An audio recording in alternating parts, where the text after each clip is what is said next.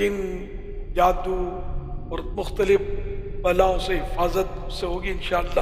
جو پڑھنے کا عادی ہوگا، کبھی نیند میں کوئی پتہ چلتا ہے کہ دبا دیتا ہے، وہ گلا گھونٹ رہا ہے، کبھی کچھ عجیب عجیب سا نظر بھی آتا ہے اس طرح کے، پھر کبھی نیند چٹ جاتی ہے۔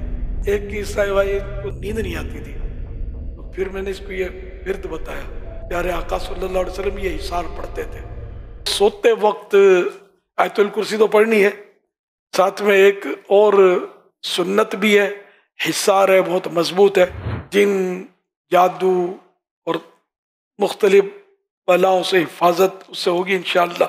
جو پڑھنے کا عادی ہوگا، کبھی نیند میں کوئی پتہ چلتا ہے کہ دبا دیتا ہے، وہ گلا گھونٹ رہا ہے، کوئی ٹانگ کھینچ رہا ہے، کوئی یوں ہلا کر جگا دیتا ہے، کچھ ہوتا نہیں ہے، کبھی کچھ عجیب عجیب سا نظر بھی آتا ہے اس طرح کے، پھر کبھی نیند چٹ جاتی ہے۔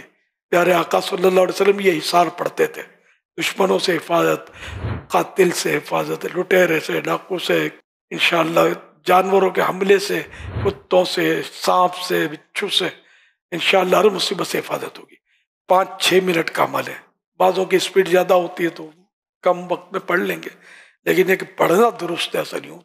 یہ جیسے یوں ہاتھ کر لیں، دونوں ہاتھ پھیلا لیں، درود شریف پڑھ کر اعوذ باللہ من الشیطان الرجیم بسم اللہ الرحمن الرحیم، اب پڑھیں قل هو اللہ احد پوری صورت، پھر بسم اللہ پوری پڑھ کے قل اعوذ برب الفلق یہ پوری صورت، پھر بسم اللہ پڑھ کے قل اعوذ برب الناس یہ پوری صورت، یہ پڑھ کے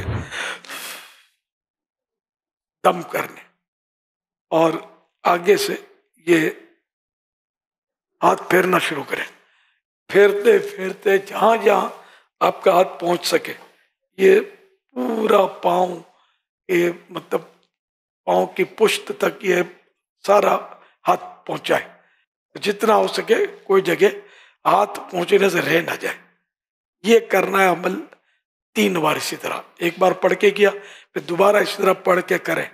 یہ 5-6 منٹ کا عمل ہے، اللہ کرے گا اس کی برکتیں آپ دیکھ لیں گے، اب سکون سے نیند بھی آئے گی آپ کو، اور انشاءاللہ مطلب کوئی چیز آپ کو تنگ نہیں کرے گی۔ ایک تعداد ہے جن کو کچھ نہ کچھ بعض اوقات چیزیں تنگ کر رہی ہوتی ہیں، اور یہ بیچارے بابا جیوں کے دھکے کھا رہے ہوتے ہیں۔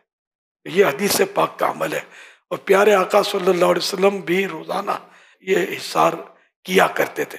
اب لفظ روزانہ حدیث میں یا نہیں ہے، بلکہ یہ حصار کرتے تھے، اور یہ اپنا شجرہ ہے، شجرہ قادریہ رضویہ، اس میں بھی یہ حصار لکھا ہوا ہے۔